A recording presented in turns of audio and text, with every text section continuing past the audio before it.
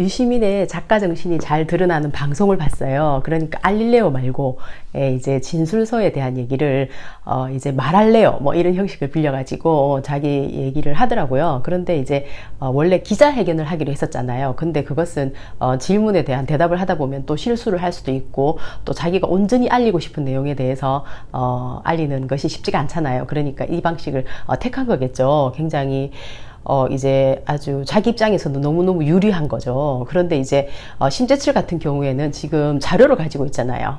이 사람이 진술서를 썼던 자필로 썼던 자료를 가지고 있기 때문에 거기에 대해서 어떻게 얘기를 끌고 갈까 50분 동안 자기가 가지고 있는 작가 정신을 완전히 발휘해가지고 이제 얘기를 쭉쭉 풀어나가요. 표정까지 바꿔가면서. 그래서 이제 내가 생각을 해봤어. 야, 저 정도로 표정까지 바꿔가면서 어려운 일이 있을 때는 또 막 어려운 듯한, 와, 연기도 막 잘하겠더라고, 유시민 보니까. 대단해요, 진짜. 그런 면에서.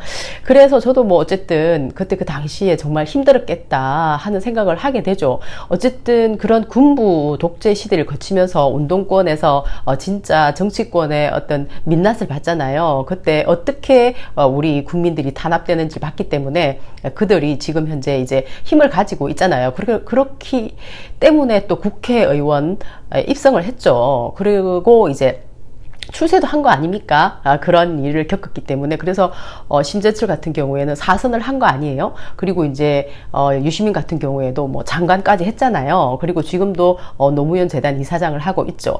하지만 이들이 그때 그 당시에 고생을 하면서 지금 현재 누리는 이런 어떤 그런 관심과 영광, 이것이 있는데 이것에 대한 어떤 그런 평가가 이제 드러나는 거죠, 하나하나. 그러니까 그때 자기들이 했던 것이 이제 수면 위로 드러났을 때는 진짜로 어떻게 그 진실이 밝혀질지는 알 수가 없는 겁니다. 왜냐하면은 두 사람이 하는 얘기가 너무 틀린 거예요. 그러니까 한 살 더 많더라고요. 이 사람이 심재철이. 그러니까 형이라고 하더라고. 한 살 형인데 지금 유시민은 이제 자기가 늘 얘기했었죠. 옛날에 60살이 되면 뇌가 썩는다. 그런데 지금 이제 유시민이 하는 얘기를 들어보면은 뭐 날짜까지 잘 기억하고 있는 부분이 많은 거 보니까 60살이 막상 되어 보니까 뇌가 안 썩네 뭐 이래 생각할 수도 있겠죠. 어쨌든 유시민은 굉장히 그때 그런 말을 하던 그 당시에 가지고 있었던 어떤 사고나 이런 것들이 좀 많이 심각한 사람이었다 하는 유추를 해볼 수가 있는 거예요. 그러니까 지금 와가지고 이 사람이 하는 말이 너무 이제 여러 가지 좀 모순되는 게 좀 많이 있잖아요. 물론 항상 정의의 편에 서서 말하는 것 같지만은 뒤집어 봤을 때는 모순되는 게 많기 때문에 우리가 잘 찾아봐야 되는 겁니다. 40년 동안 정치를 한 사람들이잖아요. 그렇기 때문에 이제 무조건 저 사람은 맞을 거야, 옳을 거야 뭐 이게 아니에요. 지금은 진짜 AI 시대잖아요. 인공지능 시대. 그렇기 때문에 우리 대신에 뭔가 이렇게 중요한 역할을 하는 사람들에 대해서는 진짜 우리 주권자가 나라의 주인 의식을 가지고 있잖아요. 그 사람들의 제대로 된 인격체인지 아닌지에 대해서 찾아봐야 되는 거예요. 무조건 하고 믿을 게 아니라. 그러니까 저는 이제 두 사람에 대한 어떤 그런 비판 정신을 가지고 있거든요. 둘 다. 왜냐하면은 둘 다 열심히 투쟁해가지고 지금 현재 자기들이 자리를 차지하고 있는 것에 대해서 그만한 대가를 받았다 생각을 해요. 그렇다면 앞으로 더 많은 대가를 이 사람들이 받고자 한다면은 정말 제대로 된 진실을 밝혀져야 되기 때문이죠. 그러면은 유시민이 자기가 이제 그냥 50분 이상 되는 내용의 어떤 그런 플롯을 짰잖아요. 그래서 저는 이제 잘 듣긴 잘 들었어요. 근데 이제 마지막에 들리는 유시민의 말에서 또 하나, 역시 유시민이 저런 말을 또 하는구나 하게 되는 어떤 그런 파트가 있었어요. 한번 나눠볼게요. 이게 이제 대담 형식으로 얘기를 해요. 또 이제 이 일에 이렇게 매달리지 말았으면 좋겠어요. 그냥 자기 인생을 살았으면 좋겠어요. 뭐 그게 어떤 인생이 되었든 제가 뭐 대화의 희열에 나가서 뭐 심재철 의원을 비판하거나 원망하거나 뭐 그런 얘기를 한 게 아니잖아요. 근데 뭐하러 이런 일에 페이스북에 글 쓰느라고 신경을 소모하고 그 고통스러웠던 과거의 기억을 자기도 또 끌어내고 남들도 끌어내게 하고 이런 일들을 뭐 때문에 하냐는 거예요. 참 안타까워요. 제가 블로그에 뭐 이런 저렇게 아무 많이 올리는 건 괜찮은 뭐 그것까지 내 신경 쓸 건 아닌데 뭐 나름 한다 하는 그 우익 유튜버 하는 사람들이 이 얘기를 했어요. 그래서 제가 아니 이건 또 왜 유시민은 이렇게 심재철을 나무라는 듯이 이런 말을 할까? 이것은 진짜 너무나 또 모순되는 얘기거든요. 왜냐하면은 대화의 희열에 나가가지고 자기가 자기의 영웅담을 이야기하듯이 했단 말이에요. 나는 진짜 글 잘 쓴다는 소리를 들었다. 근데 그 진술서가 77쪽이나 되고 77쪽이 아니고 90쪽이나 되고 77명의 사람이 그 안에 들어감으로 해가지고 나중에 이제 그 김대중 내란 음모 사건 거기까지 연관이 되면서 정치적인 파장이 그렇게 커진 것에 대해서는 전혀 우리가 듣는 사람이 알 수가 없는 거예요. 근데 그때 그 당시에 같이 그 자리에 있으면서 감옥에 가게 된 심재철은 너무너무 또렷하죠. 유시민이 모든 것이 너무 또렷하듯이 심재철도 너무나 또렷한 겁니다. 그렇기 때문에 심재철은 그렇게 영웅담을 얘기하듯이 하지 마라. 그런 힘든 일이 있었는데 어떻게 그런 식으로 말을 하냐라고 페이스북에 글을 올린 거예요. 거기다가 이 사람 유시민이 하는 말은 그런 옛날에 있었던 그 아픈 얘기를 왜 끄집어내느냐 이렇게 말을 하는데 심재철 입장에서는 보면은요 40년 동안 이 내란 음모 사건 때문에 계속 법정에 불려 다녔었고 또 이제 이 사건이 무죄로 나온 게 지난달이었어요. 이때까지 유죄로 있던 것이 지난달에서야 무죄다 이렇게 판결이 난 겁니다. 그러니까 맨날 평생을 이 일과 연관이 있었던 거예요. 심재철은 이제 무죄가 나왔으니까 40년 만에 그것도 지난달에. 그러니까 자기가 얼마나 어쨌든 아프잖아요. 이 사람도 그때 그 일 때문에 아픈 건 똑같잖아요. 그때 유시민이 아팠던 것처럼 심재철도 아팠겠죠. 근데 유시민 같은 경우에는 그때 기소도 안 당했고 그냥 너무너무 잘 살포시 나왔다는 겁니다. 근데 유시민의 얘기를 들어보면 계속 구타당하고 얻어맞아 가지고 그래가지고 할 수 없었다 이렇게 얘기를 하거든요. 어쨌든 그랬을 수도 있겠죠. 그러나 결과를 봐야 되는 겁니다. 유시민이 계속 얻어맞는지 안 맞는지는 이제 사실은 잘 모르겠어요. 그러니까 맞기는 다른 사람 맞을 만큼 맞았겠죠. 그런데 그때 그 당시에 어떤 그런 결과물로 인해서 진짜 많은 사람들이 정치적인 탄압을 받았잖아요. 김대중 대통령이 이제 나중에 결국 대통령이 됐지만 얼마나 많은 탄압을 받았나요? 내란 음모 사건이라는 것, 이런 어마어마한 사건까지 가게 됐을 정도니까. 그리고 또 박종철 그분도 고문으로 죽음을 당했잖아요. 또 어떤 분 한 분은 하여튼 이로 말할 수 없는 사건들이 많았죠. 그 중에 유시민도 한 명인 겁니다. 그런데 심재철 같은 경우에는 지난달에 이제 겨우겨우 그 일로 인해서 무죄가 나왔기 때문에 계속해서 시달리고 있었던 그 일에 대해서 완전히 살아 펄펄한 느낌이 있잖아요. 근데 유시민이 방송에 대화의 힐에 나가가지고 연예인들 몇 명 앉혀놓고 막 희기득거리면서 영웅담을 얘기한 거 아닙니까? 내가 그때 그 당시에 계속 얻어맞아가지고 글을 계속 쓰다 보니까 진짜 내가 그때 글솜씨 좋다는 걸 알게 됐다. 이렇게 얘기를 한 겁니다. 그러니까 완전히 뉘앙스가 틀린 거죠. 유시민은 진짜 자기밖에 모르는 거예요. 내가 50분 되는 이 얘기 내용을 잘 듣고 있었어요. 왜냐면은 우리나라의 어떤 역사적인 끔찍한 사건을 이제 이렇게 그때 그 당시에 진짜 힘들게 투쟁을 했던 투사에게 듣고 있다는 생각을 하면서 그 얘기를 듣고 있었거든요. 근데 마지막에 날리는 이 멘트가 정말 또 나를 놀라게 만든 겁니다. 역시 유시민이구나. 어떻게 이렇게 자기밖에 모르냐 하는 게 생각 드는 거예요. 그러면서 이렇게 말하는 겁니다. 심재철한테는 아무런 이제 불만이 없다. 불만이 없고, 오히려, 안 됐다고 생각을 한다. 이러면서 이제 자기가 더 잘났다는 것을 또 한 번 더 이제 내세운 거죠.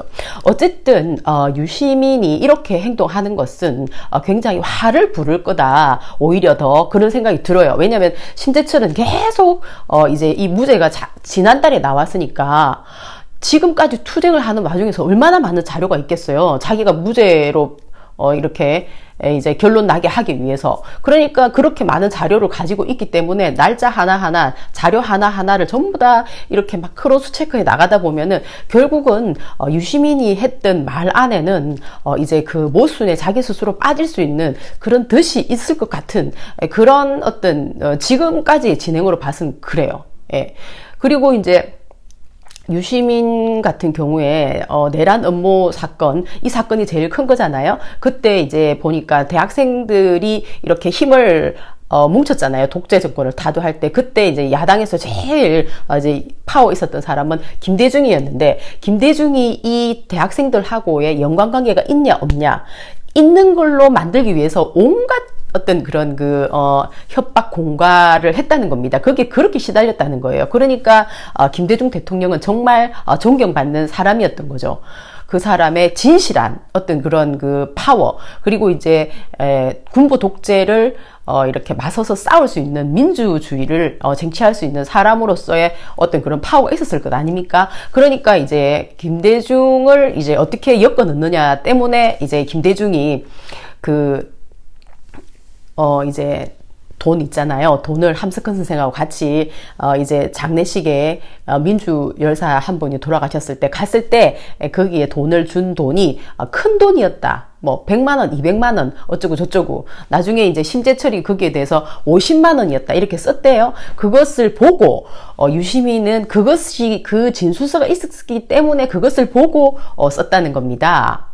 그 당시에 20만 원에 대해서. 그러니까 그것도 결국은 심재철 때문에 내가 보고 쓴 거지, 내가 거기 간 것도 아니고 나는 본 적도 없다, 아무것도 모른다 나는, 이렇게 말한 겁니다. 그러니까 이제 두 가지가 얘기되는 거예요. 하나는 나는 비밀 요원이었다. 그래서 나는 모든 내용을 너무너무 세세하게 잘 안다 라고 말을 계속해요, 유시민이. 그런데 이제 결정적으로 어떤 중요한 사건에 있어서 나는 모르겠다, 나는 모른다, 모르고 그것은 다른 사람이 본 진술서를 보고 내가 쓴 거다, 이렇게 탁 빠져나가는 겁니다. 예. 물론 자기 자신을 보호하기 위해서 유시민은 그렇게 말해야 되겠죠.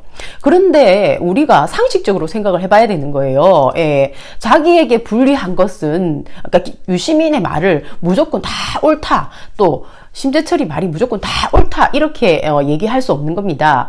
이 사람들이 지금 현재 이렇게 큰 권력을 가지게 됐잖아요. 그런데 앞으로의 어떤 그런 게 더 문제거든요. 사실은 이 사람들이 하는 말이 진짜 앞으로 시간을 두고서도 정치적인 어떤 영향을 미친다면은 지나온 시간에 대한 거짓과 진실, 이것이 제대로 이렇게 드러나야 되는 거예요. 그렇기 때문에 무조건 나는 유시민이 옳은 것 같아, 아니면 뭐 심재철 자유한국당이니까 심재철이 옳은 것 같아, 이렇게 해가지고는 나라의 주인인 우리가 주인이잖아요. 주권을 가지고 있잖아요. 그런데 무조건 어떤 그런 정치적인 편향성에 매달려 가지고 진짜 그 참과 거짓, 진실, 이게 오히려 덮여버리는 이런 상황은 안 된다는 거예요. 예. 안 되는 거예요. 그래서 우리나라 정치가 지금까지 이렇게 후진하다고 저는 생각을 하는 거거든요. 예, 진짜로 이 사람들이 지금까지 한 명은 장관을 했고 지금 또 심재철은 사선을 했습니다. 예, 그 사람들이 지나온 궤적이 진짜로 괜찮았는지, 아니면은 지금 이렇게 어떤 상황에 힘든 상황에 몰리니까 자기를 보호하기 위해서 거짓을 놓고 하면서 덮고 있는 건지 이제 봐야 되는 거예요. 예, 그리고 이것이 어떻게 보면은 운동권 선후배 사이에 이게 웬 뭐 진흙탕 싸움이냐 이렇게 말할 수도 있는 거지만 굉장히 이제 이런 내용은 중요하다고 저는 생각을 하거든요. 이런 게 이제 드러남으로 해서 역사적인 얘기를 더 많이 우리는 챙겨 가지고 이제 이런 얘기 하잖아요. 자기들도 이런 내란 음모 이 사건을 이제 사건에 대해서 이게 사람들이 이제 그러니까 군부 독재죠. 군부 독재를 하려고 하는 사람들에게 가이드라인을 제시해 주게 됐는데 그게 이제 끝없이 써내려간 이 유시민의 진술서가 바로 그 역할을 했다라고 말하는 거잖아요. 그러니까 이제 그러면 이렇게 얘기를 하는 거죠. 진술서를 유시민만 쓴 것도 아니고 진짜 많이 썼다고 하잖아요. 불려가면 전부 다 진술서를 쓰라고 할 거 아닙니까? 그러면 그게 이제 말이 틀리면은 왜 틀려? 이러면서 이제 또 막 윽박 질려가지고 이제 맞는 걸 찾아가겠죠. 이 사람들이 표적 수사를 했는데 그 표적의 대상이 바로, 이제 김대중이었던 거예요. 그때 그 당시에 김대중 정치인이었던 겁니다. 예. 그런데 한 가지 정말 오늘 또 한 가지 이상하게 생각한 것은 뭐냐면, 이제 정의의 아이콘, 민주주의의 아이콘을, 이렇게 민주운동을 했던 유시민은 왜 그렇게 또 정오를 했는지 그것이 참으로 이제 알 수 없는 겁니다. 예. 그러니까 유시민이 김대중을 위해서 자기는 50만 원이라고 심재철이 말한 것을 자기 깎아서 20만 원이라고 썼다고 얘기했거든요. 그 정도로 이제 그러니까 자기들이 뭐 비밀 요원도 있고 뭐 여러 가지 요원도 있지만 어쨌든 이제 김대중이라는 이 사람이 이제 끼어드는 그러니까 중간에 끼어드는 것처럼 되면 안 된다는 거예요. 어떤 것도 정치적인 재판을 해가지고 김대중이 완전히 뭐 사형 선고까지 받을 정도로 위험해지는 이런 상황이 우리나라에서 계속 있었잖아요. 그러니까 철저하게 보호를 해야 될 정도로 너무너무 중요한 사람이었는데 이 사람을 자기도 운동권을 하면서 계속 지켜봤을 거 아닙니까? 그러니까 운동을 했을 거 아니에요? 민주화 운동을. 근데 그런 운동을 같이 열심히 했었던 유시민이 왜 그러면 김대중 대통령을 그렇게 저주를 했었을까? 저는 또 한 번 더 알 수 없다, 진짜. 이것은 유시민이 왜 알 수 없는 저런 말과 행동을 계속 하는 걸까? 또 한 번 더 전 의문을 가지게 됐어요. 그러니까 김대중 대통령에 대한 유시민의 저주와 그리고 이제 지금 이제 내란 음모 사건, 그 다음에 이제 아마도 이 사람이 이렇게 터뜨렸을 때는 뭔가 이렇게 심재철 같은 경우에는 지금까지 그 법정 다툼을 해왔기 때문에 자료를 가지고 있는 겁니다. 그러니까 그렇기 때문에 어떻게 이제 이 게임을 시작한 게 아닐까 하는 생각이 들어요. 계속해서 얘기가 진행이 되겠죠. 하여튼 진실은 밝혀져야 된다는 거예요. 그리고 더 많은 진실로 다가갈 수 있어야 되고요. 부정이 있었다면 그것은 밝혀져야 되는 거예요. 그래야지만 조금이라도 더 지금보다 건강해진다는 겁니다. 나라가 썩은 부위를 도려내야 되기 때문에 그런 거예요. 그래서 저는 지속적으로 관심을 가지고 있는 거예요. 바이.